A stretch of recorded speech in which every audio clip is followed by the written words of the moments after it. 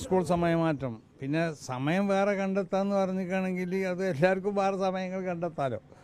പിന്നെ നമ്മൾ സമയം കണ്ടെത്താമെന്ന് പറഞ്ഞാൽ ആകെ 24 മണിക്കൂറുള്ളൂ. അതിപ്പോൾ എങ്ങനെ വേറെ സമയം കണ്ടെത്താമെന്ന് പറഞ്ഞത്? പിന്നെ അതിന് മറുപടികളൊക്കെ മാന്യമായി പറയണം, ആര് പറയുകയാണെങ്കിലും. മനസ്സിലായില്ലേ?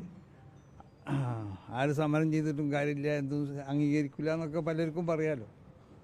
അത് ശരിയല്ല, ആ ശൈലി ശരിയല്ല എന്ന് മാത്രം. വന്നാൽ ഞങ്ങൾ തയ്യാറാണ്. ചർച്ചയ്ക്ക് വിളിക്കട്ടെ, ചർച്ചയ്ക്ക് വിളിക്കാണല്ലോ. അത് വലിയൊരു സമൂഹത്തിൻ്റെ ആവശ്യമല്ലേ കേരളത്തിലെ. ഏതെങ്കിലും ഒരു സമുദായത്തിന് വേണ്ടി തീരുമാനം എടുക്കാനാവില്ല എന്നാണ് ശിവൻകുട്ടി മിനിസ്റ്റർ പറഞ്ഞത്.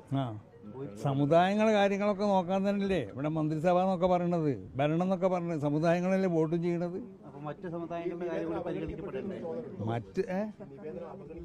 അവഗണിക്കപ്പെട്ടു എന്ന് നമുക്ക് തോന്നുന്നില്ല.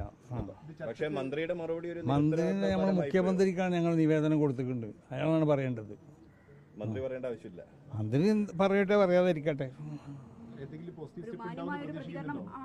ആണ് ഞങ്ങൾ ആവശ്യപ്പെടുന്നത്. മനസ്സിലായില്ലേ? ഒന്നും ചർച്ചയ്ക്ക് വിളിച്ചൂടെ? വലിയ സമൂഹമല്ലേ, അങ്ങനെ അവഗണിക്കാൻ പറ്റുമോ? അല്ല, അത് ഞങ്ങൾക്കറിയില്ല. ഞങ്ങളോട് ചോദിച്ചിട്ട് അവരോടല്ലേ ചോദിക്കേണ്ടത്. ഇല്ല, ഞങ്ങൾക്ക് തോന്നുന്നില്ല അവഗണിക്കപ്പെട്ടു എന്നുള്ളത്. ഞങ്ങൾ നിവേദനം നൽകിയത് ഞങ്ങൾ മുഖ്യമന്ത്രിക്കല്ല നിവേദനം നൽകിയത്. അയാൾ മറുപടി കണ്ടില്ലല്ലോ.